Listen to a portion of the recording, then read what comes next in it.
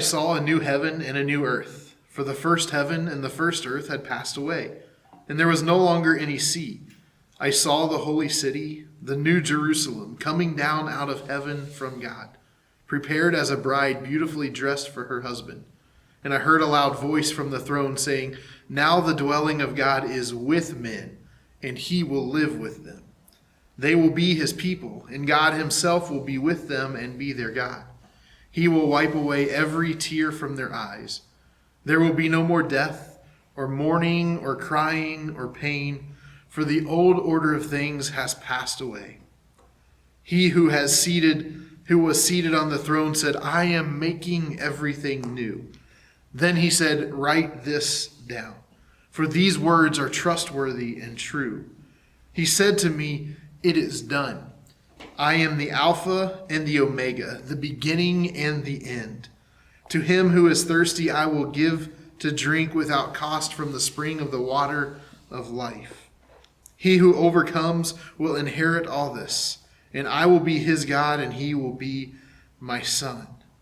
And he carried me away in the Spirit to a mountain great and high, and he showed me the holy city, Jerusalem, coming down out of heaven from God. It shone with the glory of God, and its brilliance was like that of a very precious jewel, like a jasper clear as crystal. It had a great high wall with 12 gates, and with 12 angels at the gates. On the gates were written the names of the 12 tribes of Israel. There were 3 gates on the east, 3 on the north, 3 on the south, and 3 on the west.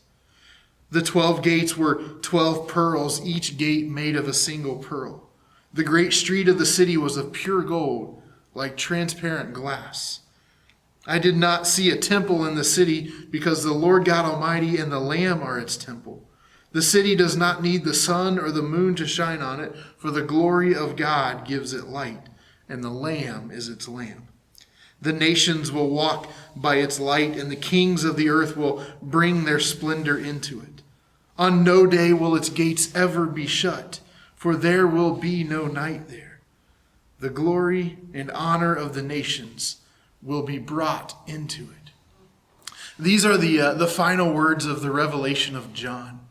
And it's the second to last chapter of the entire Bible. And I don't know about you, but I simply cannot read that passage without being filled with hope. For the last couple of days, we've been talking about these feelings of separation and yearning and longing. Longing to be reunified with God after being separated in the Garden of Eden. The people of God longing to be home throughout periods of wandering and captivity. And today we conclude this little Christmas week devotional series with a longing for all things to be made right.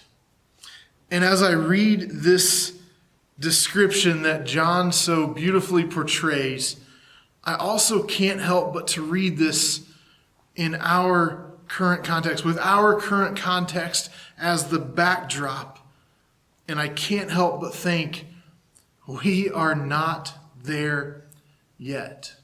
With division seemingly at an all-time high, and nearly 1.8 million human beings dead from this global pandemic, and countless others whose lives have been uprooted because of job loss and economic downturn because of this pandemic. And the list could go on because this is the year 2020. And I can't help but think, as I read this with that as the backdrop, that this is not paradise.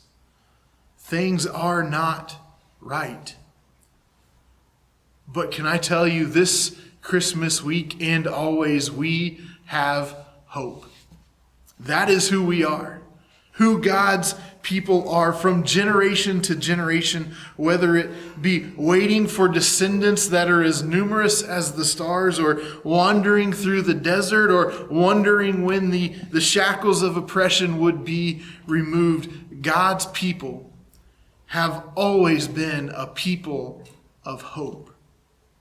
So let us carry that hope. As we continue to move towards Christmas and even beyond, let us carry that hope. Not a hope built on optimistic platitudes, but a hope that anchors our soul. A hope not built on some future escapism where we can just get out of this mess, but a hope that leads us to work towards making all things right, knowing that one day Christ will complete that work and make things right. A hope built on Emmanuel, God with us.